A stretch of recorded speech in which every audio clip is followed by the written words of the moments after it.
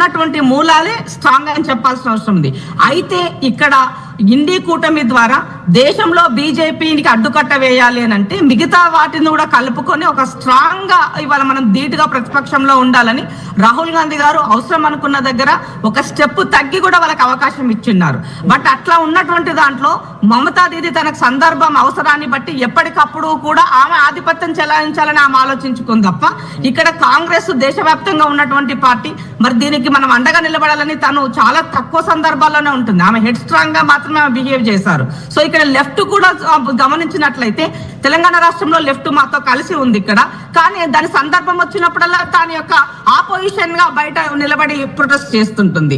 కాబట్టి వాళ్ళు ఆలోచించుకోవాలి కదా, మిత్ర ధర్మంలో మిత్ర బంధంలో ఉన్నప్పుడు మనం ఎలా ఉండాలని వాళ్ళు ఆలోచించుకోవాల్సిన అవసరం ఉంది. కానీ ఇప్పుడు వెస్ట్ బెంగాల్ నిజంగానే తృణమూల్ కాంగ్రెస్ మీతో కలిసి ఉంటే మరి సీట్లు షేర్ చేసుకుంటే తృణమూల్ కాంగ్రెస్ ఇంకా కొలాప్స్ అయిపోయింది, బీజేపీకి ఇంకా చాలా ఫ్రీ హ్యాండ్ వచ్చేదేమో.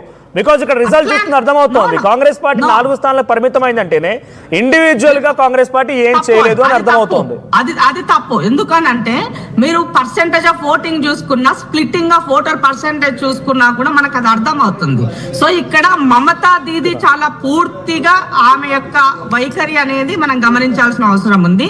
అన్నిటికన్నా ఇంపార్టెంట్ భారతీయ జనతా పార్టీ అక్కడ కోటి ఓటర్స్ ని తన యొక్క రాజ్యాంగం కల్పించిన ప్రాథమిక హక్కుకు భంగం కల్పించిన వాళ్ళకి ఈ దేశంలో పార్టీగా ఉండే నైతిక హక్కు ఉన్నదా అన్నది దేశ ప్రజలు ఆలోచించాల్సిన అవసరం ఉన్నది. సో గెలిపోవటం సహజమండి, కానీ నా ఓటే లేకుండా చేసే హక్కు నీకు ఎవరు ఇచ్చిన్నారు?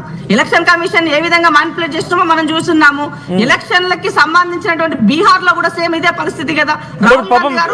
స్టాలిన్ అనుకుని ఉంటాడు కదా, గతంలో నేను డిఎంకే ఒంటరిగా వెళ్ళినప్పుడు అద్భుతంగా రిజల్ట్ రాణించగలిగాను, ఇక్కడ అన్నా డిఎంకేని జయలలిత మార్క్ ని పక్కన పెట్టి ప్రభుత్వాన్ని తీసుకురాగలరు. ఇప్పుడు కాంగ్రెస్ పార్టీతో పొత్తు పెట్టిన తర్వాతే నా పని అయిపోయింది అనే రకంగా ఆలోచించి ఉండొచ్చు కదా డిఎంకే.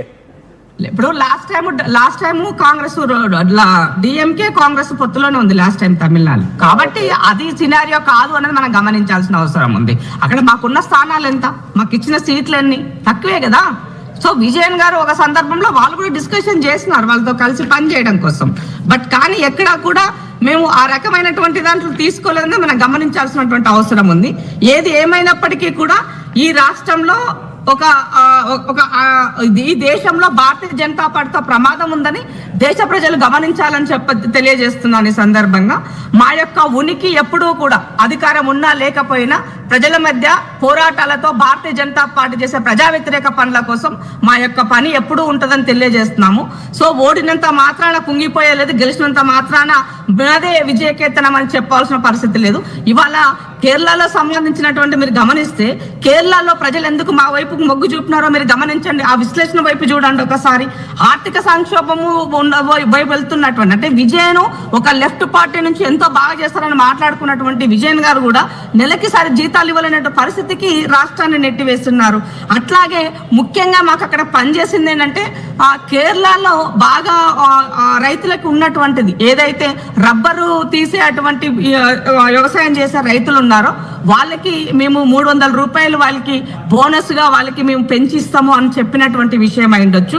అట్లాగే ఎక్కువగా అన్నిటికన్నా ఇంపార్టెంట్ ఉమన్ చాందీ గారు అక్కడగా సీఎం గా పనిచేసినటువంటి వ్యక్తిగా, ప్రజలతో ఎంతో ముద్ర వేసుకున్నటువంటి వ్యక్తిగా ఆయన పేరు పైన 25 లక్షల రూపాయల బీమాని వాళ్ళకి ఆరోగ్య బీమాని కల్పిస్తామని చెప్పిన విషయం అయిండొచ్చు. మైనార్టీల మద్దతుతోటి ముస్లిం లీగ్ వాళ్ళతో మాకున్నటువంటి మేము చేసినటువంటి సమన్వయం అయిండొచ్చు. ముఖ్యంగా నిరుద్యోగులు ఉద్యోగుల కల్పన విషయంలో ఇవాళ ఆ రాష్ట్రం యొక్క ప్రతిభావంతులైనటువంటి యువత విదేశాలకు వెళ్లేటువంటి సందర్భాల్లో దానికి అడ్డుకట్టగా వేస్తూ తమిళనాడులో డిఎంకేతో పొత్తులో ఇచ్చుంటారు, ఇవే హామీలు వెస్ట్ బెంగాల్లో ఇచ్చుంటారు, ఇవే హామీలు రకరకాల అక్కడ సిచ్యువేషన్ అనుగుణంగా హామీలు ఇచ్చే ఉంటారు. బట్ ఇక్కడ కలిసి వచ్చింది అక్కడ కొంత విఫలమయ్యారు. But anyhow I get back to me దగ్గర మళ్ళీ వస్తా నేను. సో తమిళనాడు రాజకీయాలకు సంబంధించి చూస్తున్నాం. తమిళనాడు రాజకీయాల్లో కొత్త అధ్యాయం మొదలైంది. దశాబ్దాలుగా ద్రవిడ పార్టీల చుట్టూ తిరిగినటువంటి తమిళనాడులో విజయ్ ఎరా స్టార్ట్ అయినట్టు కనిపిస్తోంది. సామాన్యుల పార్టీగా బరిలోకి దిగిన టీవీకే ఎవరు ఊహించని విధంగా ప్రపంచం సృష్టిస్తోంది.